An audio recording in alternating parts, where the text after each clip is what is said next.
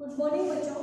बेटा last video में हमने फाइंड आउट किया था कि acceleration due to gravity height के साथ कैसे डिक्रीज करती है, तो हाइट के साथ कैसे वैरी करती है। ठीक है, तो आपके पास रिलेशन आया था G dash by ji equal to are square by R plus H का होल स्क्वायर। ये फॉर्मूला तब वैलिड था जब एच कोई भी हाइट हो और अगर हमारे पास h very very less than हो तो हमारे पास आया था 1 minus 2h by r. If h very very less than r तब हमारे पास ये रिलेशन आया था। अब कोई आपसे ये कह दे कि अगर मैं अर्थ के सरफेस से उसकी रेडियस जितनी हाइट पे चला जाऊं, ये r हाइट पे चला जाऊं, यानी कि h इक्वल टू r हो जाए, तो यहाँ पर g डैश कितना होगा, एक्सेलरेशन ड्यू टू ग्रेविटी कितना होगा। तो देखिए बेटा, इस केस के लिए जब h आपका r के इक्वल है तो ये वाला फॉर्मूला वैलिड नहीं होगा। ओके, क्योंकि ये तो तभी वैलिड है जब हमारा h क्या हो, बहुत स्मॉल हो। तो अब हम अपना एग्जैक्ट फॉर्मूला लेके चलेंगे। तो बताइए g dash by g r square upon में r प्लस h, और h भी किसके इक्वल है, r के, तो ये हो जाएगा बेटा।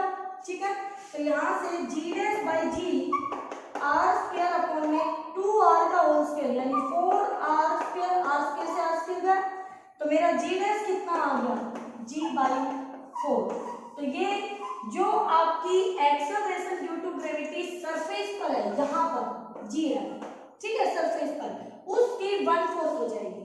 तो आपसे ये भी पूछ सकता है कि वो हाइट निकालिए जहां पर acceleration due to gravity g by 4 हो जाए, तो वो हाइट होगी r रेडियस के बराबर। ठीक है बेटा, तो इस तरह से आपसे क्वेश्चन पूछे जा सकते हैं बहुत सारे। ओके, अब एक क्वेश्चन और है, यहाँ पर कह रहा है कि एक बॉडी है, उसका वेट एक्चुअल वेट से डिक्रीज बाय 36%। मुझे बताना है कि अर्थ सरफेस से कितनी हाइट पर वो weight of a person is decrease by 36% of actual wait या वेट एट द सरफेस। जो सरफेस पर है, अर्थ के ऑन द सरफेस पर जो वेट है उसका 30/36 का मतलब, अब यहाँ पर सुन लेना बेटा, बाई 36% टू 36% का मतलब क्या है। बाई का मतलब है उतना कम हो गया है, मतलब बचा कितना, W डैश जो होगा वो बच गया आपका यहाँ से 36, 100 में से 36 आप सब्ट्रैक्ट करते हैं तो आपके पास आ जाएगा 64% ऑफ W, ये बच गया। और 2 का मतलब उतना ही, W डैश 36% ऑफ W। इसका मतलब ये है, इसका मतलब ये है, इसको आप अच्छे से समझे। बाई का मतलब आ जाए, बाई आ गया 36%, तो आप अगर उसमें W डैश को 36% ओरिजिनल कर दोगे तो गलत होगा। बाई का मतलब है बाई उतना कम हो गया ओरिजिनल से, यानी बचा कितना ओरिजिनल का 64%, और 2 का मतलब जितना गिवन है उतना ही। ठीक है, तो हमें पता है, अभी अभी हमने पढ़ा था relation W dash by W G dash by G होता है, इसी के इक्वल तो होता है। ठीक है, तो यहाँ पर कंडीशन हम लगा सकते हैं बेटा। तो कंडीशन यहाँ पर आप कौन सी लगाएंगे, अब हमें नहीं पता कि कितनी हाइट पे होगा, तो हम यहाँ पर r स्क्वायर अपॉन में r प्लस h का होल स्क्वायर ये यूज करेंगे अपनी कंडीशन। तो अब यहाँ पर क्या करना है, W डैश आपको गिवन है, तो यहाँ से W डैश बाई W 64/100, तो मैं इसकी वैल्यू यहाँ उठा के रख दूंगी 64/100। क्या बेटा, इन दोनों को आगे मैं दोनों तरफ स्क्वायर रूट ले लूं, तो r अपॉन में r plus h equal to 8/10 आएगा मेरे पास, क्रॉस मल्टीप्लाई कर लेना, तो यहाँ से 10r equal to 8r plus 8h। ठीक है, तो यहाँ से बच गया 2r 8h, तो मेरे पास आ गया h इक्वल टू 2/8r यानी कि r/4, और r है मेरा 6400 किलोमीटर, तो मैं इसको 4 से, तो ये आ गया 160, सॉरी ये आपका आ जाएगा, हाँ ठीक है, 4 1 और 6 और 1600 किलोमीटर, ये आपका एच आ जाएगा। तो इतने एच पर आपके पास जो है वेट वो 64% होगा एक्चुअल वेट का, जो वेट उसके अर्थ सरफेस पे होता है। ठीक है बेटा, तो ध्यान से करना, इजी है, मुश्किल नहीं है। ठीक है, नेक्स्ट देखिए, variation of g with depth, with respect to depth, यानी कि अगर हम गहराई में जाए, अर्थ के अंदर जाए, तो फिर जी पर क्या फर्क पड़ेगा। अच्छा, ये तो आपने देख लिया कि जो आर जो जी है above the surface, g dash by ji equal to are square upon में आर प्लस एच का होल स्क्वायर। ठीक है, और जब हमने इसको स्मॉल के लिए अप्लाई किया तो 1 माइनस 2h अपॉन में आर, ये आया था आपका। ओके, तो ये आ गया था जी डैश, यानी आप इसको ऐसे लिख सकते हैं simply g dash equal to ये। ठीक है बेटा, ये आ गए थे आपके पास हाइट के केस में। अबव द हाइट अगर आप चाहते हैं तो ये आपका वेरिएशन आएगा। अब हम देखते हैं कि बिलो यानी कि अंदर, अर्थ सरफेस के अंदर डेप्थ में, तो variation of g, variation of g with respect to depth. अब देखिए डायग्राम बहुत इंपॉर्टेंट है, समझना। मैं बड़ा सा डायग्राम बना रहा हूं। ये रेडियस है मेरे पास, यहाँ पर ए पॉइंट है जहां पर बॉडी एक्चुअल में, जहां पर acceleration due to gravity G. ठीक है, अब मैं कोई पॉइंट अंदर लूंगी डेप्थ में अंदर, तो मैं यहां ले लेती हूँ बी पॉइंट। तो मैं कितनी गहराई में गई, मैं चली गई डी गहराई में। तो सेंटर से बॉडी की दूरी कितनी बची, ये जो दूरी बची ये बच गई r minus d. Body centre से कितनी दूर पर हुई, आर माइनस डी। अब एक चीज पर ध्यान दो बेटा, जब अर्थ ये थी मेरी और इससे यहाँ पे खड़ी हूँ, यहाँ पे खड़ी हो जाऊं, यहाँ चली जाऊं, अर्थ के मास पे कोई फर्क पड़ रहा है, नहीं पड़ रहा। लेकिन मतलब जो मास इस बॉडी को अट्रैक्ट कर रहा है वो होल मास है, पूरा मास है, पूरे मास की वजह से बॉडी अट्रैक्ट हो रही है। यहाँ पे हो तब भी, यहाँ पे हो तब भी। लेकिन जब मैं अंदर चली जाऊं, यहां अंदर चली गई, तो इसके रिस्पेक्ट में क्या ये जो डॉटेड लाइन से मैं दिखा रही हूं, क्या इतना मास इस बॉडी को अपने सेंटर की तरफ खींचेगा? बाकी मास ये जो बच गया, ये मास इसको अपने सेंटर की तरफ, यानी इस मास की तरफ कैसे अट्रैक्ट हो जाएगी, ये तो इससे अंदर है। इसका मतलब ये हुआ बेटा कि यहाँ पर आप जो फॉर्मूला यूज कर रहे हैं जिसमें मास ऑफ अर्थ आ रहा है, उसमें कुछ चेंजेस आपको करने हैं। तो यहाँ हम लेके चलेंगे m total mass of earth, mass of earth, r radius of earth, and rho more important density of earth. अब इसकी मुझे जरूरत पड़ेगी, इसलिए मैं यहाँ पर डेंसिटी लेके आई। लेकिन हाइट वाले केस में डेंसिटी की जरूरत नहीं थी, आप लाते तब भी उसका कोई फायदा नहीं था। ठीक है, अब देखिए ये जो फॉर्मूला आपने यहां से एक और इंपॉर्टेंट बात ध्यान आ गई, डिराइव किया था G equal to G M upon में आर स्क्वायर, ये फॉर्मूला आपने डिराइव किया था। ये तब वैलिड है, यानी कि ये जो G है ये R के इनवर्सली होगा जब M मास आपका क्या होगा, कांस्टेंट।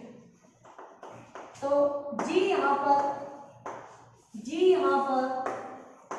R स्क्वायर के इनवर्सली हो गया। कैपिटल G तो कांस्टेंट है, जब हमारा मास कांस्टेंट होगा तो G R स्क्वायर के इनवर्सली होगा। लेकिन जब मैं इसी G को मास को लिखूंगी वॉल्यूम इनटू डेंसिटी, और earth spherical body 4/3 pi R cube, ये हो गया वॉल्यूम, इनटू डेंसिटी हो गई रो अपॉन में आर स्क्वायर से आर स्क्वायर गया तो आर बच गया 1, तो जी आ गया 4/3 जी पाई आर रो। ठीक है, इस केस में जी आर के डायरेक्टली है, कब, जब रो कांस्टेंट है।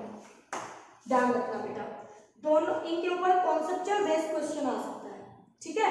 ये फॉर्मूला तब जब मास कांस्टेंट है तो आर के इनवर्सली, ये फॉर्मूला तब जब डेंसिटी कांस्टेंट तो आर के डायरेक्ट। चलो ठीक है, बहुत ही इंपॉर्टेंट कॉन्सेप्ट था, तो ये मैंने आपको बता दिया है।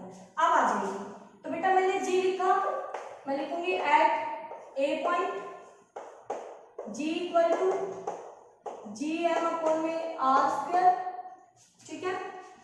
अब इस रिजल्ट को मैं ऐसे लिखूंगी, जब ए पॉइंट पे हूं तो टोटल मास उसको लिखूंगी जी 4/3 पाई आर क्यूब इंटू में रो, ध्यान से देखो, अपॉन में आर स्क्वायर, ठीक है। तो जी आ गया है मेरे पास जी 4/3 पाई आर इंटू में रो, इक्वेशन 1। बोलो बेटा, कर दोगे?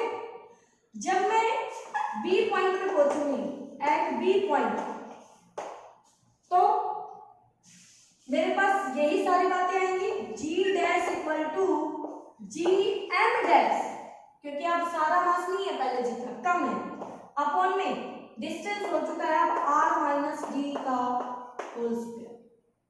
हो गया बेटा? आगे देखिए, यहां पर डेंसिटी वॉल्यूम कितना, जितना ये मास है, मास कितना है, इतनी रेडियस वाला मास आर माइनस डी, ठीक है।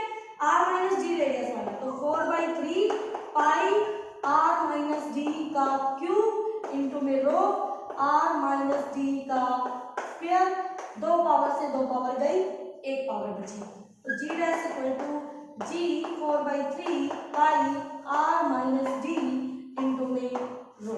ये मेरी सेकेंड इक्वेशन आ गई। अगर आपको ये कॉन्सेप्ट समझ में आ चुका है तो आपको इसमें कोई दिक्कत नहीं होने वाली है, पूरा मैथमेटिक्स है, ठीक है। आगे तो सिर्फ मैं आप डिवाइड करूंगी और फाइनल रेशियो आपको लाके दिखा दूंगी। तो देखिए फाइनल रेशियो क्या आएगा, हमने 2 को 1 से डिवाइड किया तो जी डैश बाई जी, देखिए 2 को 1 से डिवाइड किया जी डैश बाई जी, तो ये आया G 4/3 pi R minus D into rho upon में G 4/3 pi into R into में रो, ठीक है। तो कैंसिल कौन कौन हो गया, ये वाली टर्म एंड रो, तो मेरे पास बच गया G dash by ji equal to R minus D upon में आर, और इसको आप लिख सकते हैं G dash by ji equal to 1 minus D upon में आर, 1 माइनस डी अपॉन में आर, ठीक है बेटा। तो ये रिजल्ट आ गया आपके पास। जब आप अर्थ के अंदर जाओगे तो जो एक्सेलरेशन ड्यू टू ग्रेविटी है वो आपके पास कितनी आ जाएगी बेटा, G dash by ji equal to 1 minus D upon में आर। अब एट द सेंटर और बात कर लेते हैं, ठीक है। बाकी कॉन्सेप्चुअल बातें आपकी नेक्स्ट वीडियो में होगी। एट द सेंटर, सेंटर का मतलब जब रेडियस आपका 0 हो जाएगा, किसके बराबर होगा, रेडियस आर, तो रेडियस क्यों कहें, हम डेप्थ कहेंगे ना, डी, डी हमारा आर के बराबर हो जाएगा। जैसे आप यहां से यहां चले जाओगे तो ये क्या है, डी पुट करना है ना आपको, तो डी पुट कीजिए, रेडियस 0 थोड़ी ना होगा बेटा, तो G dash by ji equal to 1 minus D को आर पुट किया आर, तो 1 माइनस 1 0, तो सेंटर पे जो जी डैश होगा वो 0 आएगा, वो क्या आएगा हमारा 0 आएगा, ठीक है। तो एक्सेलरेशन ड्यू टू ग्रेविटी 0 कहाँ हो जाएगा, अर्थ के सेंटर पे 0 हो जाएगा। ओके बेटा, तो यहाँ तक आप इसको अच्छे से करें।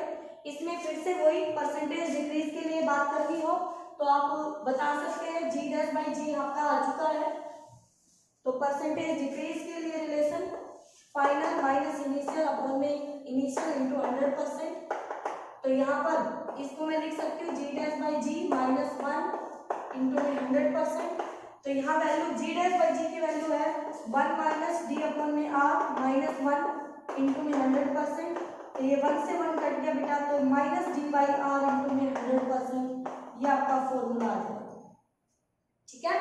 तो ये आपके पास क्या आ जाएगा, परसेंटेज इंक्रीज और डिक्रीज का फॉर्मूला। ओके, तो आप इसको यहाँ तक अच्छे से कर लेंगे, कोई भी डाउट हो तो पूछ लेंगे।